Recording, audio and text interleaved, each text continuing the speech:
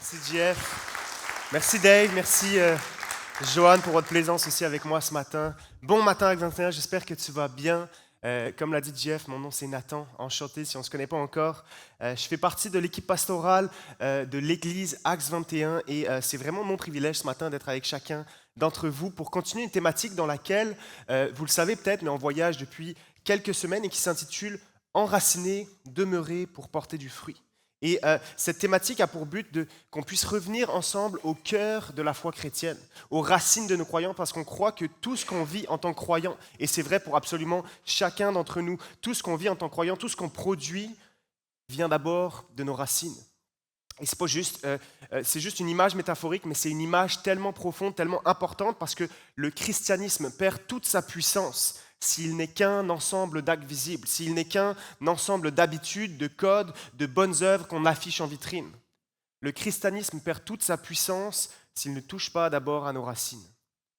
L'évangile, c'est pas juste accrocher des boules, des guirlandes qui clignotent sur un sapin qu'on a coupé. Ça brille un temps, c'est beau, mais ça finit par sécher et finalement par mourir. Non, Dieu, on croit qu'il s'occupe d'abord, à la place de s'occuper d'abord des décorations superficielles de nos vies, il veut s'occuper de faire grandir nos racines pour qu'on puisse vivre pour de vrai, pour qu'on puisse avoir une sève qui circule en nous. L'évangile, ça ne contente pas juste de polir notre vie extérieure, mais c'est une transformation de l'intérieur pour produire petit à petit du fruit, un vrai fruit. Et il y a un écrivain que vous connaissez peut-être, un écrivain américain, qui a dit cette phrase que je trouve tellement vraie. Il n'y a rien de plus noble à être supérieur à un autre homme. La vraie noblesse, c'est d'être supérieur à votre ancien vous. Et je crois qu'il y a une grande partie de chacun d'entre nous qui est d'accord avec ça, parce que chacun, à notre échelle, on aspire à devenir quelqu'un de meilleur. Et je crois que, profondément, je crois que cette Église est un des meilleurs cadres pour ça. En fait, l'Église est censée être une des meilleures communautés pour s'inspirer à grandir. En fait, à l'Église, on essaye de s'inspirer mutuellement les uns les autres à progresser ensemble dans différents domaines. Et ce processus de croissance, il n'est pas juste propre à Axe 21 en tant qu'Église, mais c'est une réalité, c'est un élément central dans la Bible et dans la foi chrétienne, qui concerne absolument chacun des individus qui y adhèrent. En fait, c'est si central que Jésus lui-même va aborder ce sujet lors d'un de ses discours qui est retranscrit dans l'Évangile de Jean. Et ce qui est spécial avec les paroles qu'on va lire ensemble dans Jean 15, c'est qu'elles font partie du dernier enseignement de Jésus pour ses disciples. En fait, c'est la veille de son arrestation, puis de son exécution. Donc c'est comme si c'était un discours d'adieu dans lequel il va donner son dernier enseignement, ses dernières consignes à ses disciples. Alors voici ce qu'il dit, voici ce qu'on lit ensemble dans Jean 15, versets 1 à 5. C'est moi qui suis le vrai cep, et mon Père est le vigneron. Tout sarment qui est en moi et qui ne porte pas de fruit, il l'enlève. Et tout sarment qui porte du fruit, il le taille afin qu'il porte encore plus de fruits. Déjà vous êtes purs à cause de la parole que je vous ai annoncée. Demeurez en moi et je demeurerai en vous. Le sarment ne peut pas porter du fruit par lui-même sans rester attaché au cep. Et il en va de même pour vous si vous ne demeurez pas en moi. Je suis le cep, vous êtes les sarments. Celui qui demeure en moi et en qui je demeure porte beaucoup de fruits, car sans moi, vous ne pouvez rien faire. Je suis le cep, vous êtes les sarments. Celui qui demeure en moi et en qui je demeure porte beaucoup de fruits. Jésus est en train de dire ici, en moi, vous avez le potentiel d'un changement immense. En moi, tu as accès à une croissance qui n'a d'égal et que tu ne pourrais jamais atteindre d'une autre manière. Celui qui demeure en moi porte beaucoup de fruits. Et ce qu'il faut savoir avant tout ça, c'est que dans la Bible, la notion de fruit renvoie toujours au caractère. Quand Jésus parle de fruit, il ne parle pas tant d'activité, de résultat, de productivité, mais dans le langage biblique, le fruit, ce n'est pas tant à propos de ce que je fais, mais c'est le reflet de qui je suis. C'est le caractère qui pousse en moi. Peut-être que tu connais d'ailleurs ce verset qui décrit le fruit dont Jésus parle en ce moment. C'est dans Galates 5, versets 22 et 23, il va dire « Mais le fruit de l'esprit, c'est l'amour, la joie, la paix, la patience, la bonté, la bienveillance, la foi, la douceur et la maîtrise de soi. » Le fruit que Jésus veut faire pousser en nous, c'est l'amour, une capacité à aimer sans condition, à accueillir et à pardonner. C'est la joie, un bonheur profond qui ne dépend pas des circonstances. La paix, une sérénité qui traverse les tempêtes, un repos pour mon âme, même quand tout autour de moi bouge. La patience, la force d'un calme intérieur, quels que soient les événements de ma vie. Le fait de persévérer sans perdre courage. La bonté, un cœur généreux qui fait du bien, qui choisit toujours la voie la plus noble. La bienveillance, cette attention sincère, ce regard qui cherche toujours le meilleur pour les autres autour de lui. La foi, cette confiance solide qui s'accroche à Dieu même quand on ne voit plus rien. La douceur, cette force tranquille, cette tendresse qui désarme, cette parole qui apaise. Et la maîtrise de soi, cette liberté intérieure de plus juste être esclave de mes pulsions, être esclave de mes désirs, mais la capacité de choisir ce qui est bon. Qui dans ce monde ne voudrait pas plus de ces choses-là dans leur vie? Et quand tu entends cette liste, peut-être que tu te dis, tu as raison Nathan, mon conjoint, ma conjointe a besoin de plus de ce fruit-là dans ta vie. Mais j'espère que tu es capable de voir à quel point toi aussi tu en as besoin plus pour toi-même. Et Jésus, en parlant de ce fruit-là, n'est pas en train de dire « voici ce que j'attends de vous ». Il dit plutôt « je suis la clé de tout ça. Je suis la source ». Depuis des siècles, l'humanité s'est posé des milliers de questions pour améliorer la vie sur Terre. Elle a trouvé des réponses impressionnantes. Elle a pu se poser des questions comme comment se déplacer plus vite, comment communiquer instantanément d'un bout du monde à l'autre, comment travailler plus efficacement, comment soigner les maladies, comment nourrir plus de gens, comment se protéger des éléments extérieurs, comment rendre la vie plus confortable, comment explorer plus loin. L'homme a répondu à beaucoup de comment faire, mais il reste des comment auxquels aucune invention n'ait jamais réussi à répondre. Comment une personne égoïste devient une personne généreuse? Comment quelqu'un de contrôlant et de manipulateur devient-il quelqu'un de bienveillant? Comment un peureux devient-il courageux? Comment une personne colérique peut devenir plus douce? Comment quelqu'un d'indifférent devient-il compatissant? Comment une personne amère et chiadeuse devient une personne reconnaissante? Comment une personne centrée sur elle-même devient-elle quelqu'un qui vit pour les autres? Et je crois qu'il n'y a pas de question plus pertinente pour notre société, pour notre ville, pour notre église, pour notre famille autour de nous. Et quand Jésus dit « je suis le vrai cep », il dit « je suis la clé de ce changement, je suis la réponse à toutes ces questions ». Et je sais qu'aujourd'hui, le monde regorge de ressources pour y répondre, pour ce qu'on appelle ensemble la croissance ou le développement personnel. On a tous ici accès à des quantités illimitées d'informations, des livres, des podcasts, des comptes Instagram, des coachings, des rayons entiers sur comment changer, déploie ton potentiel, deviens la meilleure version de toi-même. Mais au fond, toutes ces ressources se répartissent en 3 catégories. Les ressources mécaniques, c'est-à-dire voici la technique, applique-la correctement et tu vas changer. Les ressources qu'on appelle morales, fais des efforts de plus, sois plus vertueux, tu dois être meilleur. Et les ressources mystiques ou presque magiques, branche-toi sur cette force, branche-toi sur cette énergie et tu vas voir, les choses vont changer dans ta vie. Le christianisme, lui, propose complètement autre chose. Le christianisme, ce n'est pas une technique séculière, ce n'est pas une morale traditionnelle, ce n'est pas une spiritualité New Age. En fait, la foi chrétienne te dit, il te faut une connexion vitale avec la personne de Jésus-Christ. C'est ce qu'il nous dit dans les versets qu'on a lus. Si tu entres dans une relation personnelle avec Jésus, tu vas pouvoir puiser dans sa vie comme un cep qui attache un sarment et qui produit de la sève pour venir porter du fruit dans sa vie. Et j'aimerais qu'au travers de ce passage, on découvre premièrement ce matin que toute œuvre que Jésus vise, c'est ton fruit. Toute l'œuvre de Jésus vise notre fruit. Non seulement c'est une possibilité, mais c'est aussi quelque chose de complètement inévitable. Jean 15, verset 16, « Je vous ai choisi et établi afin que vous alliez et que vous portiez du fruit et que votre fruit demeure. » Dans Romains 8, quand Paul parle de l'initiative, et j'ai le verset ici, de l'initiative de Jésus qui est venu nous choisir, il y a tout un enchaînement qui décrit de cette manière. Il nous a connus d'avance, il nous a prédestinés, il nous a appelés, il nous a justifiés, il nous a glorifiés pour que nous soyons conformes à l'image du Fils.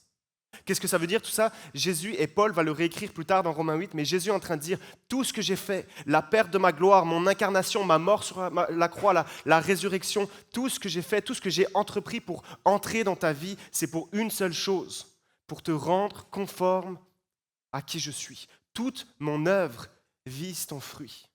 Autrement dit, je mets toute ma personne, je mets toute ma puissance au service d'un seul but, te façonner à mon image. Je veux partager avec toi ma gloire, je veux imprimer ma beauté en toi jusqu'à ce que ta vie reflète la mienne. Et beaucoup d'entre nous aujourd'hui et je m'inclus, on vient encore parfois à Jésus en espérant un petit coup de pouce sur une ou deux mauvaises habitudes dans notre vie, un léger réglage sur quelque chose dans ma vie, une intervention sur une situation en particulier. Mais la réalité, c'est que Jésus veut et peut faire bien plus que ça, parce qu'il y a en nous, il y a dans ma vie des choses qui non seulement me blessent, qui blessent les autres autour de moi, mais qui aussi attristent le cœur de Dieu, mais auxquelles on s'habitue, qu'on laisse inchangé parce qu'on dit que c'est comme ça que je suis de toute manière. Jésus-Christ dit, moi qui ai fait surgir les innombrables étoiles par la seule puissance de ma voix, toute ma puissance est désormais engagée à faire de toi une personne à mon image, à traiter chaque problème, chaque faille, chaque faiblesse de ta vie. Je suis engagé à ta sainteté, je suis engagé à ta joie, je suis engagé à ta pureté et à ta beauté. Jésus veut faire infiniment plus que ce que tu crois possible dans ta vie. Nous, et moi en premier, je me contente souvent de trop peu, de juste un petit peu mieux, d'un petit réglage. Jésus, lui, parle d'une toute nouvelle créature. Là où moi je rêve d'un comportement un peu amélioré parfois, lui, il me promet une vie en abondance. Voici comment c'est décrit dans la lettre aux Éphésiens. À celui qui peut faire, par la puissance qui agit en nous, infiniment au-delà de tout ce que nous demandons ou même pensons. Et mon point ce matin, c'est de nous encourager à ne pas juste nous satisfaire de quelques petits réglages, mais à vouloir, comme Jésus le veut, une transformation surnaturelle et profonde. À ne pas nous satisfaire d'être un petit peu moins pire qu'on était, mais de vouloir devenir vraiment semblable à Christ, parce que c'est ce qu'il veut pour nous. Et non seulement c'est ce que Jésus peut et veut faire dans nos vies, mais plus que ça, c'est une transformation qui est en fait inévitable. En d'autres mots, si tu es croyant, si tu es chrétien ce matin, tu as l'Esprit de Dieu en toi, et il va y avoir du changement de manière inévitable. Peut-être que tu connais cette histoire que George Campbell, un pasteur britannique, prédicateur influent au début des années du siècle, du 21e siècle, a raconté, mais il était un jour en visite en Italie et il est entré dans un cimetière. Et il a remarqué une tombe vieille de plusieurs siècles. Et sur cette tombe se trouvait une plaque épaisse de marbre. Et d'une manière ou d'une autre, lors de la mise en terre, un gland était tombé dans le cercueil. Et au fur et des années, le chêne a commencé à grandir, mais au fur et à mesure des siècles, le chêne a tellement grandi qu'il a réussi à fissurer en deux la plaque de marbre pour la séparer et s'élever dans les airs. Et voici ce qu'il dit à propos de son observation. Lorsqu'une petite semence a la possibilité de libérer sa puissance, elle peut faire quelque chose qu'un attelage de chevaux ne pourrait jamais faire. Il dit en d'autres mots, si la croissance botanique d'une petite semence a la force de briser en deux une plaque de marbre, imagine à quel point la semence, imagine à quel point le fruit de l'esprit peut grandir et traverser nos cœurs, parfois durs comme de la pierre. Ce que je veux dire par là, c'est que c'est inévitable. Si l'Esprit de Dieu est dans ta vie, tu vas changer. Si tu es chrétien et donc que tu as reçu non seulement le pardon de Dieu, mais aussi son Esprit en toi, tu vas grandir et porter du fruit de manière inévitable. On lit comme ça dans 1 Pierre 1, verset 23, « Vous avez été régénérés, non pas par une semence corruptible, mais par une semence incorruptible. » Pas une semence humaine, fragile, temporaire, une semence qui est divine, qui est vivante, qui est éternelle, qui est incorruptible, donc par définition, qui ne peut pas rester stérile. Elle porte en elle une puissance de vie que rien ne peut venir étouffer. Autrement dit, la vie que Dieu a plantée en toi ne peut jamais mourir. Si elle est vraiment là, elle va finir par grandir. Si elle est vraiment là, elle va percer même à travers les zones les plus dures de ton cœur. Parce que ce que Dieu sème, il veut le faire pousser. Mais je veux rajouter une petite nuance à cette vérité. Même si cette croissance est inévitable, ça ne veut pas dire qu'elle est automatique. Dieu ne nous transforme pas contre notre volonté. Dieu ne force pas notre fruit à pousser. Il invite, il taille, il travaille, mais nous pouvons délibérément choisir de ralentir, choisir de résister à son œuvre. L'apôtre Paul va le dire comme ça, « N'éteignez pas l'esprit ». Plus loin, il va dire, « N'attristez pas l'esprit qui est en vous ». Et c'est exactement cette vérité que Jésus rappelle dans Jean 15. « Sans moi, vous ne pouvez rien faire ». Ce n'est pas une question d'effort, c'est une question de dépendance. Et quand je vis sans lui, même de façon religieuse, même avec les meilleures intentions, les meilleurs efforts, je suis en train de ralentir son œuvre en moi. Et c'est très paradoxal parce que plus j'essaie de contrôler ma croissance, plus je la freine. Parce que la puissance de la transformation de Dieu ne passe pas par ma performance, elle passe toujours par ma connexion. Ce que Dieu demande, ce n'est pas d'en faire plus, ce n'est pas de faire mieux, c'est de reconnaître chaque jour les paroles que Jésus a prononcées. « Seigneur, sans toi, je ne peux rien faire. » Et soyons nets, priez cette prière, priez ces mots. Seigneur, sans toi, je ne peux rien faire. C'est probablement une des phrases les plus dures à dire pour nous aujourd'hui. Parce que tout, absolument tout, autour de nous et en nous, nous pousse à dire l'inverse. Tu peux si tu veux. Crois en toi, dépasse-toi, prends le contrôle. On nous apprend à maximiser notre potentiel, jamais à admettre notre dépendance.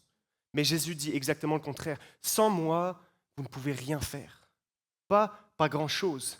Sans moi, vous ne pouvez rien faire. Et c'est contre-intuitif, profondément, parce que dans notre monde, la dépendance est toujours vue comme une faiblesse. Mais dans le royaume de Dieu, c'est la porte à une vraie force, à la puissance de Dieu dans nos vies. C'est ce théologien Andrew Murray qui le disait de cette manière. La dépendance complète envers Dieu n'est pas une faiblesse, mais c'est la posture la plus forte qu'un être humain puisse adopter. Quand tu dis, Seigneur, sans toi, je ne peux pas aimer cette personne, tu es en train d'ouvrir petit à petit la porte à l'amour de Jésus pour elle.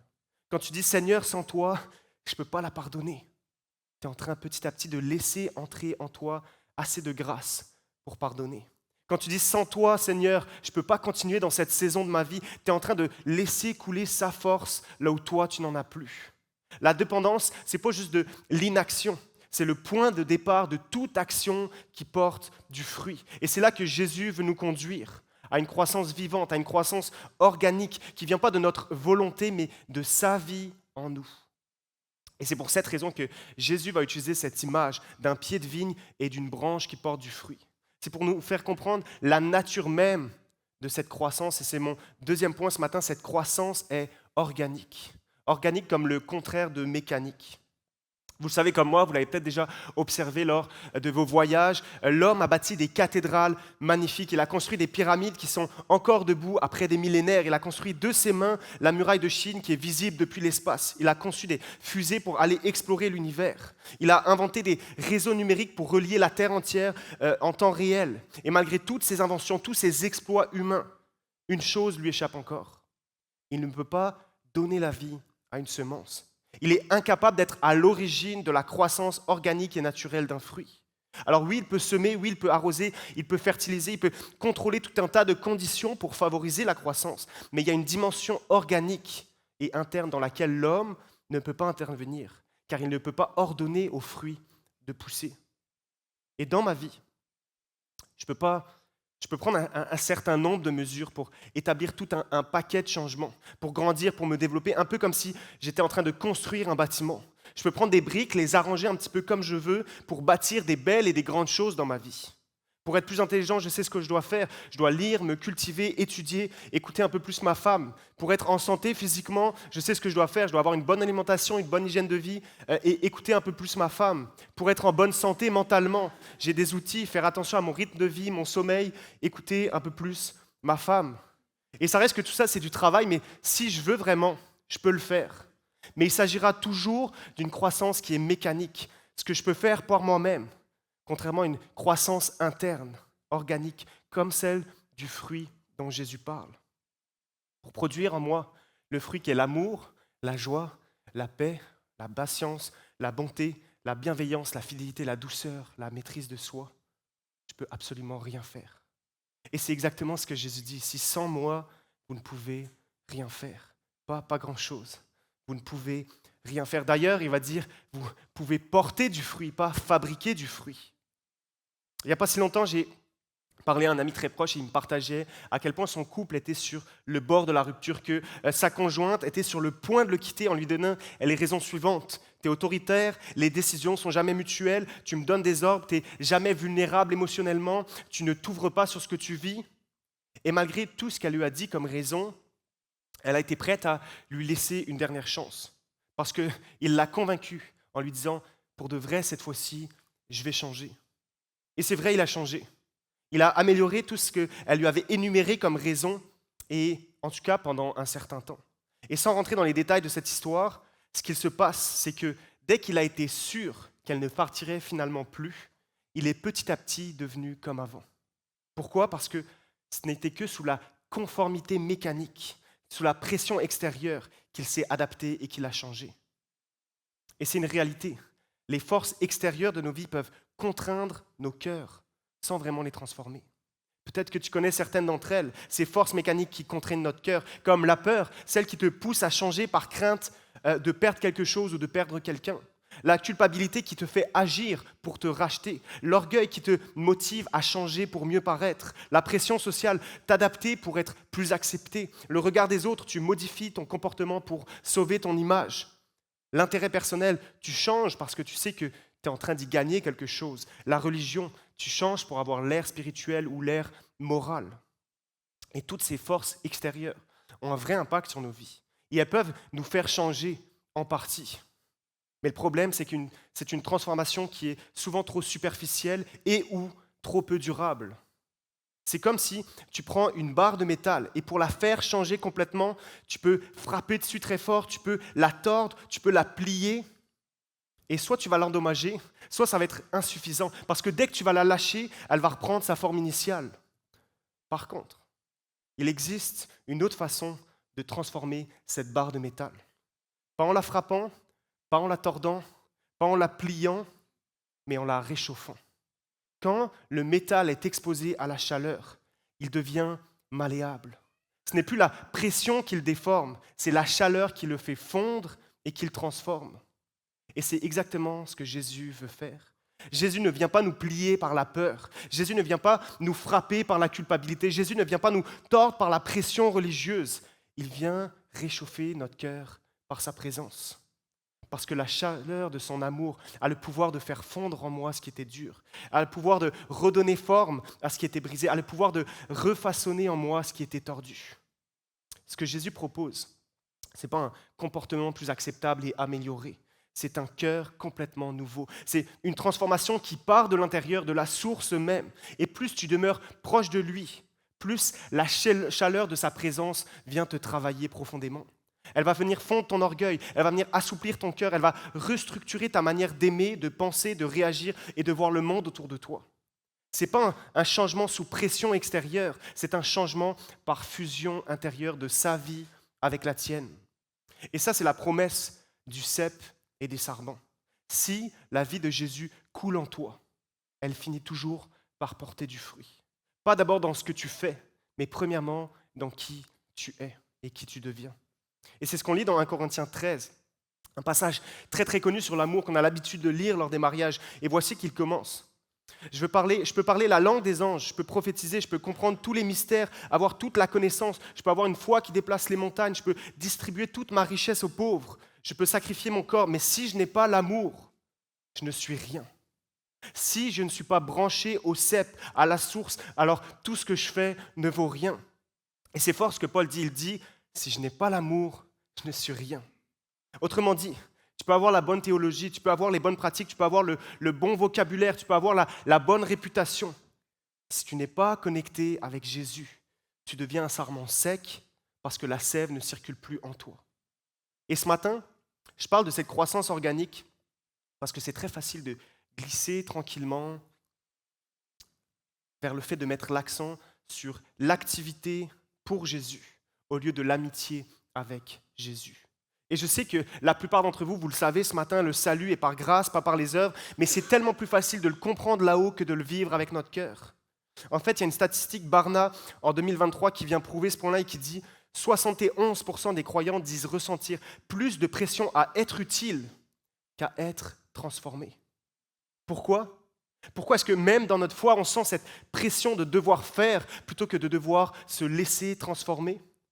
Parce qu'on vit dans une société de productivité, d'efficacité, d'optimisation. Et si on est honnête, cette pression-là ne vient pas juste de la société. Oui, on vient dans une culture qui est obsédée par le faire mieux et faire plus. Mais la réalité, c'est que ça vient juste confirmer un schéma naturel de notre cœur. Notre cœur est religieux par défaut. On préfère toujours un système clair, une liste à cocher, des efforts à fournir, quelque chose qui nous redonne le sentiment de contrôler notre relation avec Dieu. Et c'est vrai, c'est un danger qui est vrai pour les croyants, parce qu'on peut continuer à marcher, on peut continuer à servir, on peut continuer à être fonctionnel, parce qu'on connaît les mots, on garde notre posture et on fait ce qui est attendu de nous. Mais la réalité, c'est qu'on est vide à l'intérieur et que notre fruit n'est plus là. Je suis certain que tu l'as déjà observé autour de toi ou dans ta propre vie. Et moi, c'est mon cas. Et je sais que ça ne se voit pas le dimanche matin quand on se rassemble, mais c'est peut-être très observable dans ta vie. la patience commence à s'effriter. La joie devient conditionnelle aux circonstances autour de toi. Ta paix s'évapore dès que quelque chose ne se passe pas comme prévu. Ton amour devient sélectif. Ta bonté s'épuise. La bienveillance se transforme en politesse forcée. Ta foi devient juste une théorie. Ta douceur laisse place à la dureté. La maîtrise de soi à la réactivité. Tout ce qui faisait le parfum de l'esprit dans ta vie commence à disparaître petit à petit. Et il reste une foi vide, un cœur qui travaille pour Dieu, mais sans Dieu. Et ça, c'est le danger spirituel peut-être le plus subtil aujourd'hui. Vivre pour Jésus sans vivre de Jésus. Jésus ne cherche pas des performeurs spirituels, il cherche des branches vivantes, des cœurs qui sont connectés, des vies où sa vie, sa sève circule librement. Parce que c'est là, dans cette proximité avec lui, dans cette communion réelle, que la vraie transformation prend racine. Et que tu sois croyant ou non ce matin, laisse-moi te dire que ce qui compte vraiment pour Dieu, c'est pas que tu viennes à l'église chaque dimanche, c'est pas que tu donnes ta dîme, c'est pas que tu surveilles ton vocabulaire, c'est pas que tu éduques tes enfants dans des belles valeurs chrétiennes, que tu sois impliqué dans ta ville, même si je pense que Dieu prend plaisir à toutes ces choses et que, rendu à un certain point, il te les demande. Mais ce qu'il veut avant tout, c'est un cœur qui est proche du sien. Ce qu'il veut avant tout, c'est ce qui se passe à l'intérieur de toi, parce que c'est de là que va découler tout le reste. L'évangile, c'est pas simplement une transaction. C'est une transformation. Ce n'est pas Dieu qui me donne Jésus pour qu'ensuite je lui donne le meilleur de moi-même, le meilleur de tout ce que je peux faire. C'est Dieu qui se donne par Jésus, qui s'approche, si proche qu'il dit « Je veux que tu te greffes à moi. Je veux que ton cœur soit collé contre le mien pour que tu puisses bénéficier de ma vie qui coule en toi et qui peu à peu, goutte après goutte, vienne te transformer à mon image. » Et alors que je veux finir avec mon dernier point et que je vais inviter les musiciens à venir me rejoindre, Jésus parle dans ce passage d'une méthode toute particulière pour le faire, pour venir cultiver en nous cette connexion et nous faire porter du vrai fruit, du fruit qui demeure. Voici ce qu'il dira. Jean 15, verset 2. « Tout sarment qui est en moi, qui ne porte pas de fruit, il l'enlève. Et tout sarment qui porte du fruit, il le taille afin qu'il porte encore plus de fruits. » Le secret pour porter plus de fruits, c'est l'élagage, la taille, la coupe que le vigneron fait sur le sarment. J'ai eu la chance de travailler plusieurs années dans un vignoble. En fait, peut-être que vous l'entendez encore à mon accent, mais je suis français d'origine, en fait, d'Alsace, et j'ai eu la chance de toute ma jeunesse pratiquer la taille de la vigne. Et si tu arrives, alors que tu es un touriste en Alsace et que tu ne sais pas ce que c'est la taille de la vigne, que tu observes les rangées les unes à côté des autres, au moment de la taille de la vigne, tu as l'impression que c'est un carnage. Parce qu'au sol, on va trouver des beaux rameaux, des feuilles saines, même des petites grappes de fruits naissantes. Et sur le cep, tu vas voir des coupures partout, comme si le cep est en train de saigner. Et tu vas te dire, mais quel gâchis, ce pied de vigne-là ne va jamais s'en remettre. Je ne sais pas ce que le vigneron fait, mais il semble attaquer la plante pour la faire mourir. Mais en réalité, c'est un bon vigneron ne veut pas tuer ses pieds de vigne. Au contraire, il veut les faire fructifier. Il veut les voir porter plus de fruits la saison prochaine. Donc il sait comment couper, il sait comment tailler pour que la plante atteigne une pleine maturité, une pleine vigueur. Et Jésus utilise cette image pour nous dire quelque chose qui n'est pas facile à entendre. Il est en train de dire que lorsque le sécateur entre dans ta vie, qu'un désir cher t'est enlevé, qu'un projet qui te tient à cœur disparaît, qu'un rêve devient impossible, qu'une épreuve t'arrive, Dieu utilise cette coupe pour ton bien, pour ta croissance, pour que tu portes du fruit. Et avant d'aller plus loin dans cette idée, je veux simplement le dire, je ne veux pas dire ça à la légère. Je sais à quel point c'est difficile d'entendre quelqu'un te dire « ce qui t'arrive en ce moment, c'est une bonne nouvelle, c'est pour ton bien, tu vas voir », alors que toi, tu es encore en train de saigner, toi, tu es encore en train de souffrir. Quand tu es au cœur de la taille, ça ne ressemble jamais à une bénédiction. Ça ressemble à une perte, ça ressemble à une injustice et on se dit « pourquoi moi, pourquoi maintenant, pourquoi ça m'arrive ?» Et souvent, dans ces moments-là, Dieu ne donne pas tout de suite la réponse. Mais par contre, il te garantit sa présence. Et c'est ce qu'on voit dans les paroles de Jésus quand il dit « Mon Père est le vigneron ». Parce qu'un vigneron, il est proche de ses vignes. Un vigneron, il ne peut pas tailler à distance. Il se penche, il regarde, il observe, il analyse et il choisit chaque coupe avec soin. Il ne fait pas de gestes inutiles. Chaque incision, elle est précise, elle est intentionnelle et elle est pleine d'amour. Et même si la vigne ne comprend pas ce qui lui arrive, à ce moment-là, le vigneron, lui, sait déjà ce qui va se passer la saison prochaine. Il sait que la coupe d'aujourd'hui produira du fruit la saison d'après. Et je sais que certains d'entre vous, vous passez en ce moment par une saison de taille. Quelque chose t'a été enlevé. Un rêve, une relation, ta santé, une sécurité que tu avais. Et tu as du mal à croire que ce qui t'a été enlevé en ce moment puisse porter un jour du fruit, puisse produire du bien dans ta vie. Mais voici ce que je crois et voici ce que la Bible nous dit. Le vigneron ne se trompe jamais de branche. Ce qu'il coupe, il le coupe toujours par amour. Pas pour te punir, mais pour te purifier. Pas pour t'affaiblir, mais pour te rendre fécond. Et quand je parle de ça, peut-être que tu te dis, c'est choquant de dire que Dieu envoie intentionnellement des choses terribles dans ma vie. Quel genre de Dieu permettrait ça? Et c'est vrai, c'est difficile à entendre. Parce que la réalité, c'est que Dieu ne se réjouit jamais de notre souffrance. En fait, la souffrance n'était même pas dans le plan originel de Dieu pour l'humanité. Elle est entrée dans le monde comme une conséquence directe de la chute du péché de l'être humain pour devenir une réalité universelle qui nous concerne tous. La Bible nous dit qu'elle affecte tant les justes que les injustes. Dieu ne prend pas plaisir à voir ses enfants être blessés ou traverser des saisons difficiles. Mais la réalité, c'est que Dieu ne gaspille jamais les souffrances de ta vie. Dans un monde qui est brisé par le péché, la souffrance fait partie désormais du sol sur lequel nous marchons tous. La différence, c'est pour ceux qui sont greffés en Jésus. Dieu ne laisse jamais la douleur sans but. Il ne cause pas le mal, mais il s'en sert pour le bien. Il n'envoie pas le chaos, mais il veut en tirer de la beauté. Il ne provoque jamais les blessures, mais il s'en sert pour venir te guérir plus profondément. Comme l'écrivait Tim Keller, Dieu n'est pas le causeur de tout ce qui t'arrive, mais il est le maître de tout ce qui t'arrive.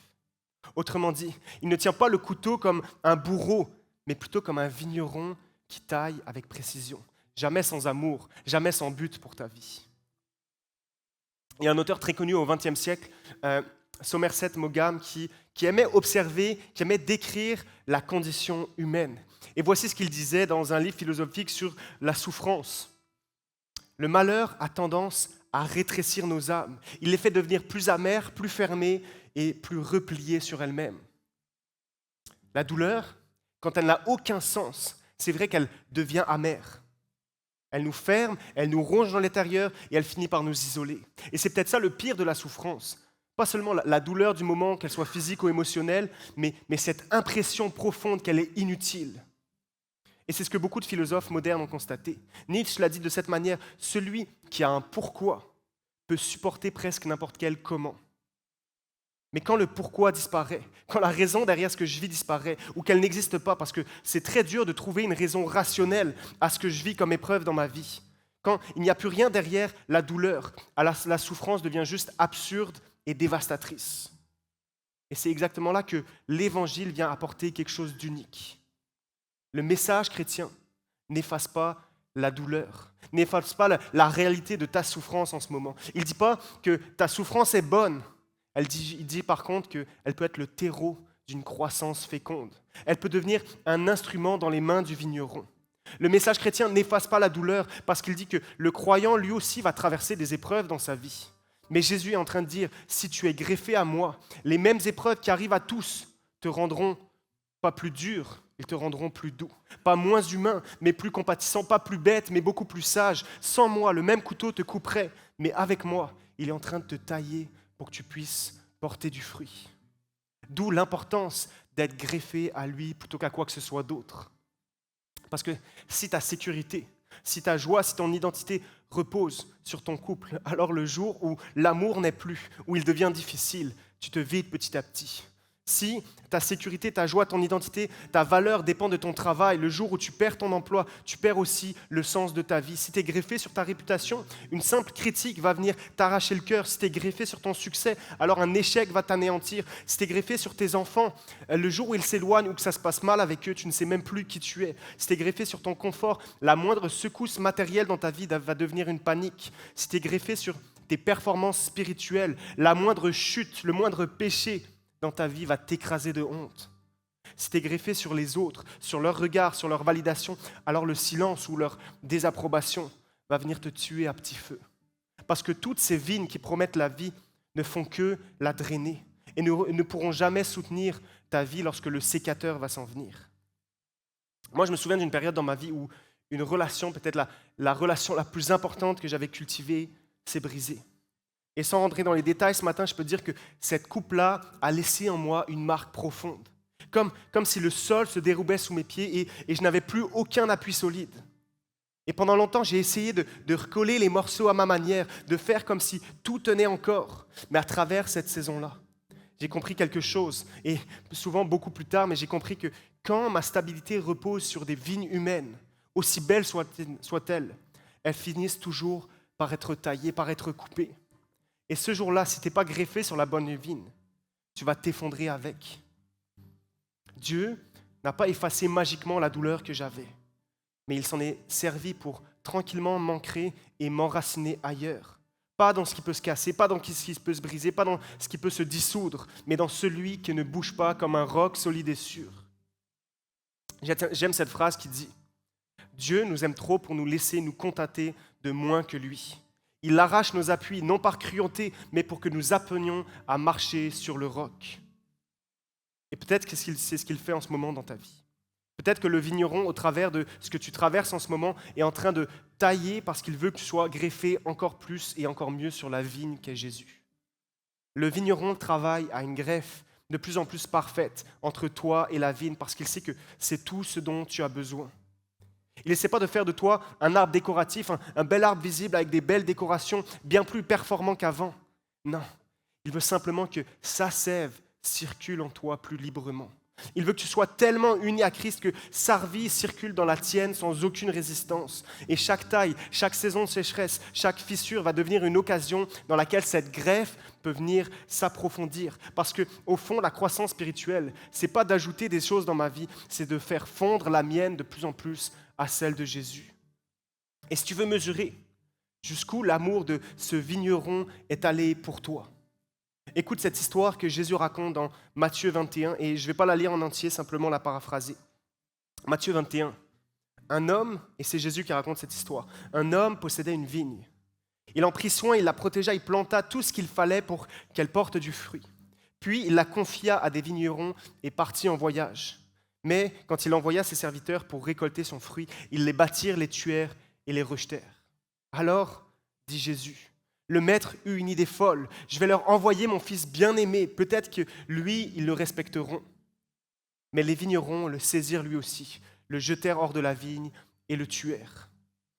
Jésus, dans cette histoire qu'il raconte, est en train de parler de lui-même et de ce qu'il allait subir. Jésus, bien avant la croix, est en train de raconter sa mort sur la croix. Le fils du vigneron a été retranché, jeté hors de la vigne pour que nous, les sarments morts, les branches rebelles, puissions y être greffés. Celui qui était la vraie vigne a été coupé pour que la sève puisse circuler à nouveau dans un sarment qui était stérile. Et c'est là que ces paroles dans Jean 15 prennent tout leur poids. Parce que dans la parabole, les serviteurs sont responsables de la mort de Jésus, de la mort du fils du vigneron. Mais dans Jean 15, ce même fils regarde ses disciples, regarde ceux qui allaient bientôt le renier, l'abandonner, le trahir, et il leur dit, Jean 15, « Je ne vous appelle plus serviteurs, mais je vous appelle mes amis. » Toi et moi, on était les serviteurs dans cette parabole qui, par notre condition intérieure, notre stérilité, notre péché, avons condamné Jésus à mourir. Mais Jésus dit, « Je ne vous appelle plus mes serviteurs, mais amis. » Ceux qui méritaient d'être retranchés, ceux qui méritaient la condamnation, il les a invités à une communion. Ceux qui ont versé son sang, qui l'ont rejeté hors des vignes, il les invite à partager sa vie. Ceux qui ont rejeté le Fils, il les appelle désormais à demeurer en lui. Et c'est ça la grâce du vigneron. Le Fils a été retranché une fois à la croix pour que ses serviteurs deviennent des amis. La mort a ouvert un nouveau chemin vers l'intimité avec Dieu. Le rejet a engendré notre réconciliation. Et aujourd'hui encore, Jésus te regarde, qui que tu sois ce matin, et te dit, même si tu résistes encore, même si tu ignores, même si tu refuses, même si tu chutes parfois, je ne t'appelle plus serviteur, je t'appelle mon ami. Et je ne sais pas si vous avez déjà vu un ami sur terre. Pas juste un chum, pas juste une bonne connaissance, quelqu'un avec qui tu t'entends bien. Je parle d'un vrai ami, d'un ami qui te connaît pour de vrai, qui a vu tes bons côtés, mais qui connaît aussi tes zones d'ombre et qui est resté pareil. Un ami pour qui et devant qui tu vas pouvoir tomber parce que tu sais qu'il va t'aider à te relever plutôt que simplement te condamner. Quelqu'un à qui le silence n'est pas lourd parce que sa simple présence suffit à ton cœur. Quand tu as un ami comme ça, tu le sais, parce que sa fidélité va venir te sécuriser, sa parole va venir te construire, sa présence va te rendre meilleur. Et si un humain peut faire ça dans ta vie, imagine ce que c'est que d'avoir le Fils de Dieu comme ami. Ce que Jésus ose dire dans Jean 15, je ne vous appelle plus serviteurs, mais amis. Et pas juste une amitié symbolique, pas juste une image spirituelle, une vraie amitié vivante, palpable, tangible, celle qu'on peut vivre ici-bas sur terre, celle que le Fils de Dieu s'offre à des cœurs humains imparfaits comme les nôtres. Une amitié où il ne te demandera jamais d'être parfait, simplement d'être vrai. Pas de jouer un rôle, mais de rester près de lui, pas de faire pour lui, mais d'être d'abord avec lui. Jésus ne t'appelle pas d'abord à performer, il t'appelle à partager sa vie. Il ne t'appelle pas à prouver ton amour pour lui, mais à simplement recevoir le sien. Il ne veut pas que tu sois seulement un serviteur fidèle, il veut que tu sois un ami proche. Et c'est ça le cœur de l'Évangile. Le Dieu Tout-Puissant, qui aurait pu se contenter de plein de serviteurs, a choisi d'appeler à lui des amis. Et dans cette amitié, il y a la liberté. Dans cette amitié, il y a une joie, il y a une paix et il y a une transformation. Pas parce que je fais plus d'efforts, mais parce que sa vie devient petit à petit la mienne. Et alors que je veux finir avec un poème qui décrit cette amitié, je veux simplement que ce soit notre prière collective ce matin. La prière d'une église, pas juste qui connaît cette notion d'amitié, mais qui la vit pour de vrai, qui la goûte pour de vrai et qui veut la cultiver encore plus pour de vrai. Parce que cette église n'existe pas juste pour vivre cette amitié en théorie, mais de la goûter individuellement et collectivement jour après jour. Cette église existe pour nous rappeler que Jésus se veut être l'ami de nos âmes. Et c'est le titre du poème que je lis. Alors si tu veux te l'approprier et le prier avec moi, je vais t'inviter simplement à fermer les yeux ou courber la tête alors que je lis ce poème qui s'intitule « L'ami de mon âme ».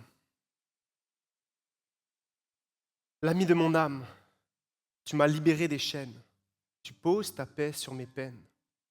Quand je manque à l'appel, ta voix demeure douce et fidèle. L'ami de mon âme, tu connais mes détours, mes peurs, mes luttes, mes faux amours. Et pourtant tu m'attends sans reproche en me disant « Viens ». Plus proche.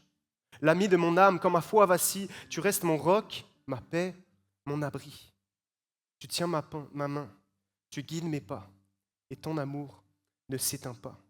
L'ami de mon âme, jusqu'au bout tu resteras, tu l'as prouvé une fois pour toutes à la croix. Par ton amour puissant, tu es le cep de mon sarment. Jésus, aujourd'hui mon cœur te réclame, car tu es l'ami de mon âme. Et tout le peuple réuni à Acte 21 dit Amen. On chante ensemble à cet ami de notre âme qui a tout fait pour qu'on soit proche de lui. On chante « Tu es la source ».